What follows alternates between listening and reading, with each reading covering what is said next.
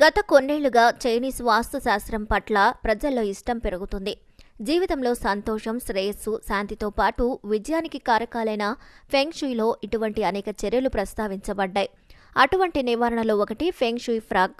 ఫెంగ్ షుయి కప్ప ఆనందం, శ్రేయస్సు, అదృష్టానికి చిహ్నంగా పరిగణించబడుతుంది. ఇంట్లో ఫెంగ్ షుయి కప్పను ఉంచడం ద్వారా సానుకూల శక్తి రావటం మొదలవుతుందని, ఇంట్లో సంతోషకరమైన వాతావరణం ఉంటుందని పండిట్ ఇంద్రమణి గన్శ్యాల్ వివరించారు. ఫెంగ్ షుయి కప్పను ఏ దిశలో ఉంచడం శ్రేయస్కరమో మనం ఇప్పుడు తెలుసుకుందాం. ఫెంగ్ షుయి ఫ్రాగ్ ప్రత్యేక లక్షణాలు. ఫెంగ్ షుయి కప్పను ఆంగ్లంలో మనీ ఫ్రాగ్ అంటారు. డబ్బు కప్పకు 3 కాళ్లుంటాయి. దాని నోటిలో నాణెం పట్టుకుంటుంది. ఫెంగ్ షుయి శాస్త్రంలో డబ్బు కప్ప సంపద, ఆనందం మరియు అదృష్టానికి చిహ్నంగా పరిగణించబడుతుంది. కాబట్టి దానిని ఇంట్లో ఉంచడం చాలా శ్రేయస్కరం.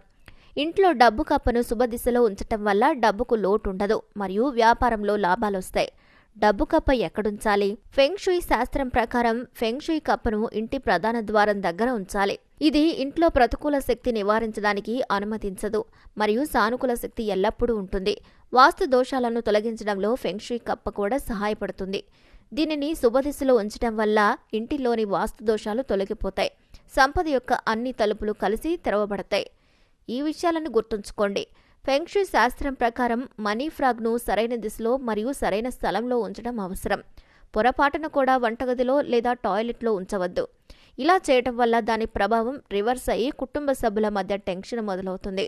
ఇంట్లో ఫెంగ్ షుయి కప్పను నేలపై ఉంచకుండా దానిని ఎత్తైన ప్రదేశంలోనే ఉంచాలి. మరి ఈ వీడియోపై మీ అభిప్రాయాలను కూడా ఖచ్చితంగా కామెంట్ ద్వారా తెలియజేయండి. మరిన్ని అప్డేట్స్ కోసం మా ఛానల్ని లైక్ చేయండి, షేర్ చేయండి, సబ్స్క్రైబ్ చేయండి.